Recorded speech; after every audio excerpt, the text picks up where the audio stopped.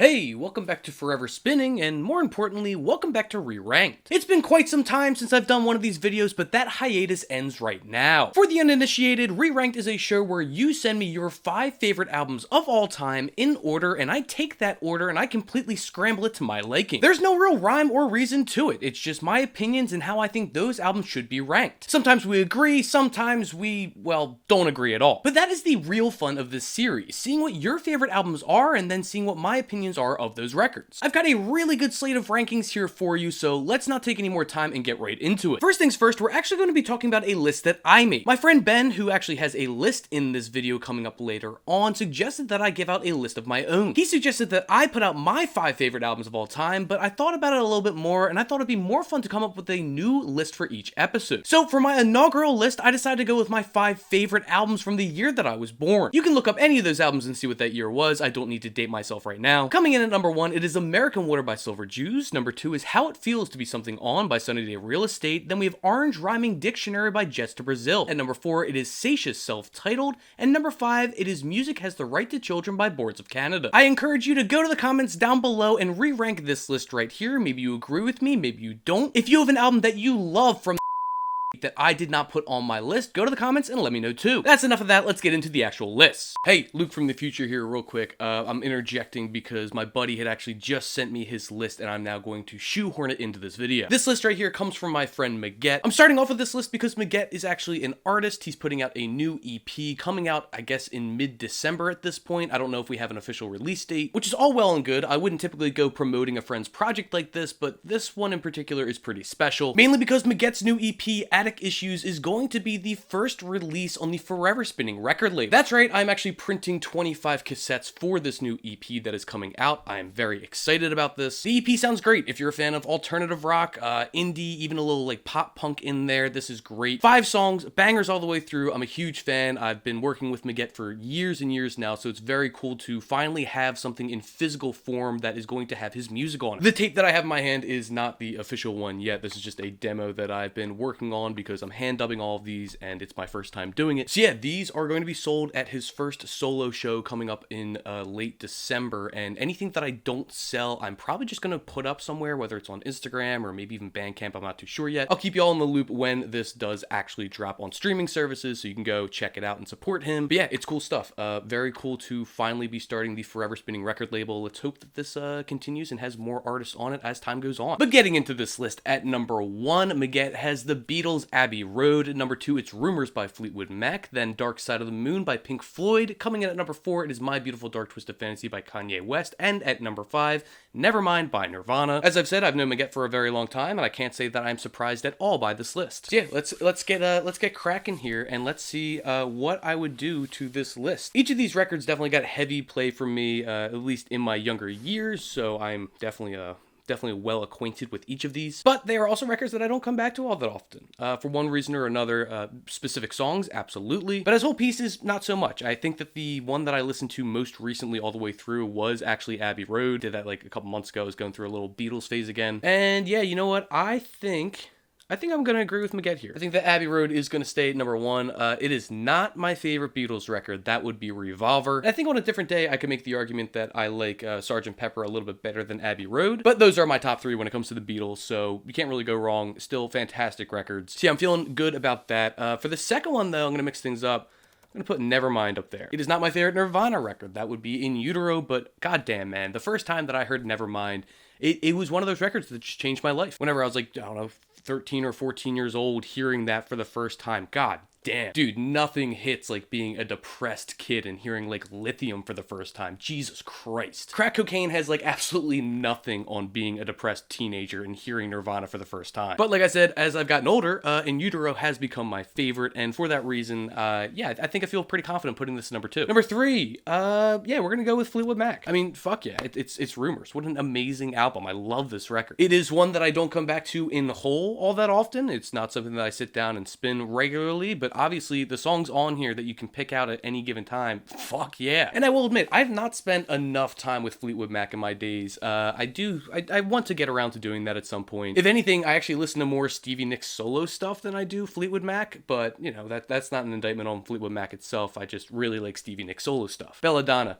what a record. Now these final two, I am going to put Dark Side of the Moon at number 4. Not my favorite Pink Floyd, not by a decent margin. Of course, in a different time, in a different life, fuck yeah, man, this was number 1 all the way. Getting stoned as a kid and tossing this record on, god damn. There were a few albums that I would reach for sooner when I was, like, you know, getting high with my friends for the first time when I was like 15 or 16 than this album. It's cliche, I know, and, you know, I've since outgrown a lot of that, but man, it just makes sense. I understand it. Although, nowadays, I do prefer Animals, Metal, and Wish You Were Here. Those are definitely my top 3 favorite Pink Floyd records. But Dark Side, it's a classic. There's no denying that. And we're gonna round out this list with this stupid asshole. I will be getting into it a little more later in this video, which I already filmed, and I know what I said. You will get to hear once again my opinions on this controversial figure, Mr. West. Suffice to say, I am just not a My Beautiful Dark Twisted Fantasy guy. There are plenty of other Kanye records that I reach for before I come to this one. Don't get me wrong, once again, I'm gonna say, just like I've said for pretty much every other record on this list so far, there was a time when this meant a lot to me. Hearing this for the first time really did open my eyes to, you know, what a conceptual hip-hop record could be. Granted, I was feeble-minded and didn't really know what else was out there at the time. I was very limited and, you know, kind of stuck in that mainstream stratosphere, I guess. The mainstream pipeline of music. It's a good record. I don't know if I'd call it a great record, but yeah, I don't know. That's just my opinion. College Dropout, all the way. The Life of Pablo, all the way. Fuck it, I could probably even name more records that I enjoy from Kanye over My Beautiful Dark Twisted Fantasy, but we don't really need to go down that route right now. So yeah, good list. Thank you, Maget, for getting me this list, albeit a little late, but it is what it is. All right, now it is time for Past Luke to take over and continue with the rest of this video. I forget if I prefaced this already, but all of the lists here today are from friends of mine. And first up, we have John with The College Dropout by Kanye West at number 1, Dirge by Wormrot at number 2, Man Alive by King Cruel at number 3, Flying Microtonal Banana by King Gizzard and the Lizard Wizard, and followed up at number 5 with Chocolate and Cheese by Ween. Let me start by saying that John is in a sick grindcore band called Insecticide. Don't be surprised if this forever spinning record label extends even further to invite them on board. We're in talks for some stuff right now, but we'll see what happens. We'll leave it at that. But he has an incredibly eclectic list here. I love this list. It is all over the freaking place. All right, but diving into it, let's see. I think I'm going to agree and put The College Dropout at number 1. As a person, I hate Kanye West. I think he's a fucking schmuck 10 times over. I'm so sick and tired of hearing about this fucking dickhead. And I think what pisses me off the most is that I do consider The College Dropout to be one of the best hip-hop albums ever created. Obviously, his discography is so much more deep than that, but I agree. The College Dropout is my favorite Kanye record, so yeah, you know what, John, I'm with you on this. It's gonna be number 1. Following in suit, I am definitely going to be putting this Wormrot record at number 2. If you don't know Wormrot, this is just some badass loud shit. There are so many different subgenres I could be talking about right now, but I don't need to get into the weeds to tell you that if you like loud, aggressive, noisy, just overwhelmingly sludgy music, Dirge by Wormrot is going to be right up your alley. I love this record. It is my favorite of Wormrot's discography, although they did just drop an album this morning and I've not gotten around to it, so maybe I'll change my mind, but as of now, Dirge is so sick. And again, why I love this list so much is because I'm going to have to go and agree with this here that Man Alive by King Cruel is going to be number 3. I love it because it is eclectic in so many different ways, because there are so many different sounds coming out of these 5 albums right here that are so different, not even just in genre, but just tone in general. Man Alive is not my favorite King Cruel record. I still think The Ooze takes the number 1 spot for me, but Man Alive is a fucking amazing album. Before this list was even sent to me, unbeknownst to John, I had actually just gone back and re-listened to King Cruel's catalog, and yeah, man, The Ooze is still number 1, but King Cruel, very close second. I know that we just got a new King Cruel record, I think, what was it, last year at this point? But even then, I still want more King Cruel. He's an incredibly talented artist. I love the way that he makes music. It's not something that knocks my socks off. It's not something that I necessarily come back to and, you know, rave about. But I don't think that he's released a record that I don't at least like, and, you know, there's something to say about that. Now, these final two, sorry, John, hate to say it, I am not a King Giz guy, nor am I really a Ween guy. Both bands just they don't do it for me. I know, I get it, I understand why people like them, but for me personally, it's not something that I necessarily come back to. I actually had to listen to Flying Microtonal Banana for the first time for this video, or at least I think. I don't remember ever listening to it before. And I gotta say, I really do think that this is my favorite King Giz album. I know everybody talks about, what is it, Nanatanagon, however the fuck you pronounce that one. Completely fine record. I would even venture to say good record, but I don't know. Their discography in general, there's too much. I know if you're a big fan of them, good for you. You will be eternally eating. But for me, it's kind of a slog to get through most of their stuff. That's just, I don't know, that's how I am with my listening habits. Anyway, this is a really long and roundabout way to say that I'm going to agree yet again. Really like the tones on here. I thought the song constructions in general were really freaking cool. Especially that first song, Rattlesnake. I don't know, it really drew me in, and it actually really kept me engaged for the rest of the record, when usually King Giz records just don't do that. So I'm impressed with that. I might even come back to this record again at some point. I don't really know. I don't know if I'll really give it an entire listen, but I don't know. We'll see. There's a long lifetime ahead. Who knows what decisions I'll make. But one decision that we can all be sure of at this point, because we all narrowed it down,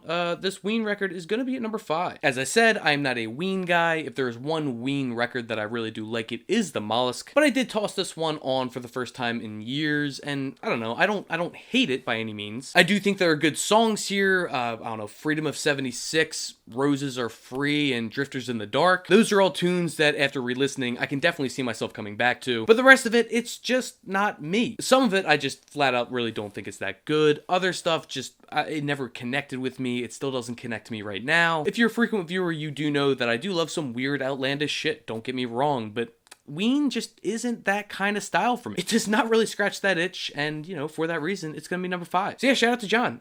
Great list. I can't believe that we agreed all the way through with all 5 of these. Is this the first time that this has happened? Maybe I'll go back and double check and, like, write it down here or something like that, or up here, whatever. Good stuff. But let's move on here to the next list that we have. This is from Ethan, also from the band Insecticide. At number 1, Ethan has Discovery by Daft Punk, Either Or by Elliott Smith, Slide by George Clanton, Slave to the Scalpel by 200 Stab Wounds, and coming in number 5, it is Shed by Title Fight. Solid list. Really solid list. Again, very eclectic. I'm a big fan of that. But to get into things, let's not waste any time and just, you know, do this real quick. If I've not stated this enough before, I'll say it again. Shed is probably, if not definitely, in my top 10 favorite albums of all time. I fucking adore this album. It means so much to me, as does much of Title Fight's discography in general. But Shed in particular is the one that I come back to time and time again. It never fails me. I don't think there's a bad song on here, and yeah, you know what? It's gonna be number 1. Easy as that. Number 2 gets a little bit more difficult. I'm torn between 2 right now, which are actually the first 2 that Ethan has listed, but I think that overall, I do enjoy listening to Discovery more. I mean, it's Daft Punk. What else can I say? It's Discovery. What else can I say? Actually, I know exactly what I could say, and that is that I do prefer the Alive 2007 Daft Punk record to all of their discography. But you wouldn't be able to have that record exist without albums like Discovery and Homework. I guess out of their studio albums, Discovery is my favorite, although Homework does get very close, and honestly, on a different day, I might say the former. But I do feel pretty good about that, which means at number 3, we are going to bring down Elliott Smith. Admittedly, I have not always been an Elliott Smith guy. This is kind of a new revelation for me within the past year or so. Friend of the channel, Spencer, who does all of the instrumental interludes for the show, he was the one that really pushed me to start listening to Elliott Smith. He actually bought me Either Or on vinyl for my birthday last year, which is fucking awesome. I still spin it all the time. I sure do love some incredibly depressing singer-songwriter stuff that should be apparent with a lot of the stuff that I talk about on this channel. And Elliott Smith, he is the king. And if he's not number 1 king, he is in like king god tier, whatever you want to kind of put that at. For me personally though, it's either or XO as my favorite Elliott Smith record. It kind of flip-flops. It doesn't really matter. They're both just so supremely good. Speaking of which, I really need to get XO on vinyl at some point. I can't believe that Either Or is my only Elliott Smith record that I own. Gonna need to change that in the near future, maybe even after this episode. We'll see what happens. But yeah, moving into these final 2 spots, I fucking love these 2 options. Holy shit. Of course, I love the first 3 too. You know, that goes without saying. But trying to pick between 200 Stab Wounds and George Clanton, god damn, what a life we live. And I hate to say it, this is actually harder than picking between Discovery and Either Or. Though I will follow my heart. I'm gonna do what the Lord is telling me to do. or something, whatever deity is telling me to do this right now. Maybe it's just my brain, who knows. And I am, of course, going to have to go with 200 Stab Wounds. Motherfucker, what a band. Jesus Christ almighty. Slave to the Scalpel is just an unreal, guttural experience if you've never gone into this record before. Sometimes when it comes to music like this, I think that the album cover itself is sometimes, like, I don't know, too gruesome in comparison to the music that is actually there. Whereas with Slave to the Scalpel, I think that it is completely underplayed just how intense and how flesh-ripping this whole album is. We'll get to it in like a month and a half, but yeah, no, 200 Stab Wounds is absolutely going to be ending up on one of my best of the 2020 so far lists. Again, if you like loud, aggressive shit, whether that just be hardcore, metalcore, any mix of the two, or any of the subgenres that fall underneath of that, 200 Stab Wounds is one of the best in the game right now, and that is going to leave George Clanton's Slide coming in at number 5. I re-listened to this album for the first time in years before recording this video, and fuck man, I forgot how good this was. I got like 3 or 4 tracks in, and I was kind of dumbfounded about the fact that I just don't listen to this album all that much anymore. After hearing it again, I'm flipping my tune. I'm definitely going to be listening to this more. I really do want to go out and find this on vinyl somewhere. I hope it's not all that expensive. I can't remember if this is like easily accessible or not. I haven't checked since probably the first time it came out. I love it. It is such a good electronic record. So many different styles coming in here, all mixing together. I really appreciate the way that he does his production and just overall song creation. I'm kind of disappointed in myself that I didn't come back to this sooner. So thank you, Ethan, for putting me back onto Slide. So unlike John, I had to really mix Ethan's shit up here. Yeah, this is a good list. This is a really good list. I'm really happy with how this turned out. But that's enough of that. Let's move on to the next one. This next list here is from Holden. At number 1, he has Shed by Title Fight. Number 2, it is Pink Moon by Nick Drake. At number 3, it is Masked Dancer by the Brave Little Abacus. I am not saying the entire name of that album. I will forget it and already have. At number 4, it's Kind of Blue by Miles Davis. And number 5, rounding out this list, it is The Glow Part 2 by the Microphones. Again, love this list. Great list. We're gonna start things off, and you know, I'm gonna make the obvious choice here. Like I said earlier, at this point, I said it's in my top 10, so just picture there are only 9 other albums that I will be putting ahead of Shed. That's just how it is. We do not have to belabor this point, so moving on, at number 2, I'm once again going to agree with Holden and put this Nick Drake album there. Pink Moon, man. Fuck.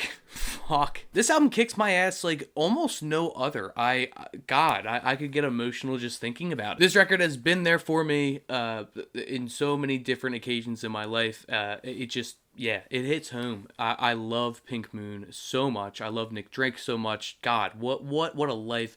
What a catalog. What an artistic endeavor. Fuck, man. I don't want to talk about this album too much because I actually probably will start crying on camera, and I don't want to do that. If you've never heard this album and you're depressed or going through a tough time, whatever it is, toss this shit on. Good God. But yeah, moving on. Number 3.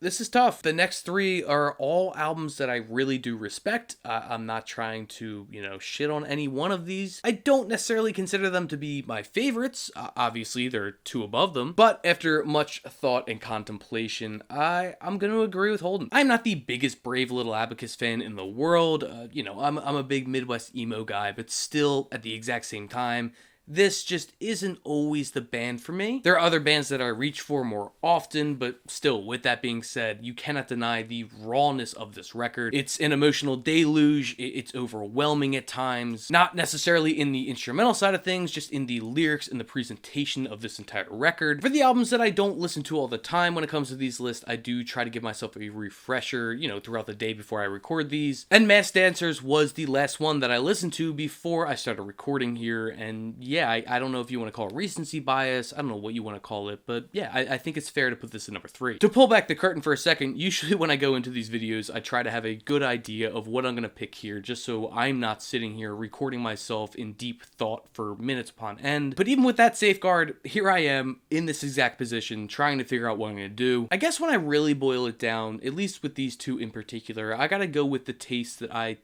guess gravitate towards more often. It feels a little bit more authentic to my listening habits, to who I am, to what I usually listen to in general. And for that reason, I am going to go with The Glow Part 2. Now, I know I just went on this whole thing explaining how I usually do listen to all the records that I need refreshers on before I do these videos, but The Glow Part 2, I decided that even after it being a couple of years since the last time that I heard it, I feel like I don't need to go back into that. Not because I don't like it, obviously, I'm putting it here and I've been talking highly about all these albums to begin with, but there's like a lasting sting to this album that you can't really shake. If it connects to you in that way, and it doesn't connect to me in the way that I'm sure it connects to Holden, but for me in particular, I don't know. I didn't feel like I needed to experience that again. It's a tough listen in all the right ways. It is a beautiful album. Good God, so many great sounds came off of this. Phil Alvarez's lyrics in general, just as a songwriter, whatever you want to say, impeccable. One of the best to ever do it, especially more in the 2000s, 2010s range. This record kicks ass without,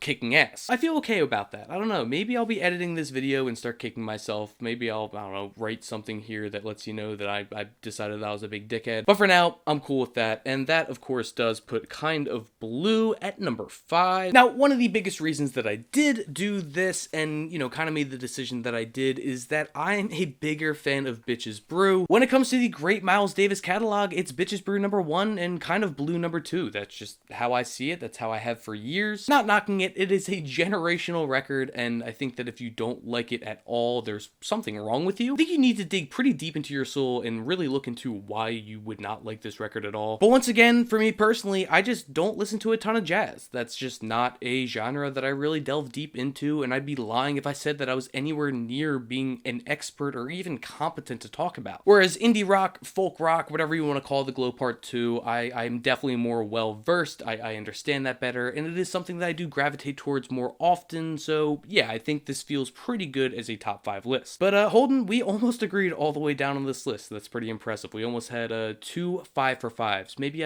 I should figure out a good name to call that. Sound off in the comments below if you can think of a good name to call it when I actually agree all the way through with a list. Alright, again, thanks to Holden for that list. Let's move on to the final list for this video, and I mentioned him earlier, and this is from my good friend Ben. This is Ben's list here. This is the Alceste record. I don't know how to pronounce it because it's in French, and I'm not going to embarrass myself right now by doing that. At number 2, it is Disintegration by The Cure. At number 3, it is Feedbacker by Boris. Coming in after that, it is Spiderland by Slint. And rounding out this list, it is Painful by Yo La Tengo. Quick anecdote, Ben and I went to go see the 40th anniversary show by Yo La Tengo about a month and a half ago, 2 months ago. And I will say that might be the best concert that I've ever seen in my entire life. Unreal show. I can't say I'm the biggest Yo La Tengo fan by any stretch of the imagination, but God damn, do they kill it on stage. If you ever get a chance to go see Yo La Tengo, I highly recommend taking that up and just going in with an open mind, whether you're a big fan or not, and experiencing what they have to offer. I was blown away. I'm still blown away. And yeah, that might really highly influence how I go about this list. But yeah, getting into it here, let's see. Again, great list, Ben. You know that. You're my boy. You know that. These are all records that I like. Actually, I like a lot, but I don't feel, a certain way about it like I do, let's just say, Shed by Title Fight or The College Dropout by Kanye West. At number 1, I'm going to go with an old favorite. I don't know how much I'll stand by this as the years go by, just because I really don't listen to Spiderland all that much anymore. But at a certain point, man, this record had me in a chokehold. Shit, I mean, the origins of Forever Spinning are really based around almost this record. I started making this channel to analyze albums, and one of the first ones that I decided to do it on was Spiderland because I was so enthralled with this entire project. It's not something that I necessarily come back to all that much today, but still, there's no denying how much I loved this album at one time, and for that alone, I think it's going to get the nod at number 1. Again, to continue here with number 2, still having a difficult time, but I think I'm going to have to go with Painful. This has been a record that I've been coming back to more and more frequently ever since that aforementioned show. Before I saw them live, I really didn't know their discography all that well, but ever since then, I've dived in much deeper, and yeah, I definitely think Painful is one of their very best. So if we're going based just on enjoyability and stuff that I come back to and toss on, whether it's just a song or the full LP in general, yeah, I think Yo La Tengo is going to get that. For these last 3, it's pretty interesting. I do feel like I categorize these and pigeonhole these records into a certain, I don't know, thought process of listening when I go into an album, or at least when I pick an album to listen to throughout my day. These are all longer albums, or if not longer albums, they have long songs, and those are just not the things that I necessarily pull myself towards on a daily basis. I mean, shit, I'm the hardcore guy, I'm the screamo guy, I'm all that kind of stuff. I love shorter songs. That's just usually how I am. Not knocking these records, of course. I do highly respect them all for what they are. It's just not the things that I come back to the most. And again, call it recency bias, I don't know, but I have been listening to a ton of Boris lately, so for that alone, it's gonna be number 3. Feedbacker is not my favorite Boris record. I think there are other ones that I like a lot more. Whether that be Pink, or Akuma no Uta, or even Rainbow, I don't know. There are a lot of different Boris records. Shit, Heavy Rocks. There are a lot of different Boris records that I do prefer over Feedbacker, but that does not mean that I don't like this record. They are one of those rare breed bands that just, their output is undisputedly great. Maybe I've missed them and haven't really heard them, but I don't think Boris has ever put out a bad album. But yeah, Feedbacker is sick. Highly recommend if you've never really listened to their discography or listened to the more, I don't want to say mainstream, but you know, that kind of stuff that's more popular. Definitely give Feedbacker a shot. Now to round out the final 2, I am going to make the controversial decision here, at least in terms of my viewers' eyes. I'm going to pick this Alcest record. This is their debut record, incredible black gaze outfit if you've never heard of them before. Ben was the person who turned me onto this band, and safe to say we are seeing them in a couple of months, and yeah, I almost certainly will be having a So You're Interested In on Alcest. Super complex catalog, so many incredible, just earth-shaking records. If I had to pick a favorite of theirs, it probably would be this album. I really do enjoy listening to this. I own it on vinyl. It's the one that I come back to the most. Their newest one from 2024, not that bad. Really good record. Definitely recommend checking it out. But yeah, I feel safe making this call right here, which of course does mean that Disintegration by The Cure is going to be coming in at number 5. Slowly but surely, I have been listening to more of The Cure as time goes on. I started listening to them actually by buying their records on vinyl before ever listening to them and just kind of going through it chronologically. It probably is and probably will be the most pretentious thing that I've ever done when it comes to my listening history. Even I think that I'm a dickhead for doing that, but I'm having fun with it. It's a good time. I don't think it's the worst decision I've ever made, although I really do wish that I didn't buy the top. Good God, don't like that album. But Disintegration, it's not my favorite Cure record. I know a lot of people would dispute that and say otherwise, and good for you. I think it's amazing, but just not the one for me. Personally, I'm more of a pornography guy. I'm also more of a faith guy, but Disintegration, good God, as a whole, what a cinematic experience. I definitely like the album a lot. It's just, I don't know, put up against these other 4, yeah, it's probably going to take that 5 spot. You can all chastise me in the comments. That is completely fine. I understand that that is coming for me. I understand the territory that I am in. But yeah, I feel good about this re-ranking.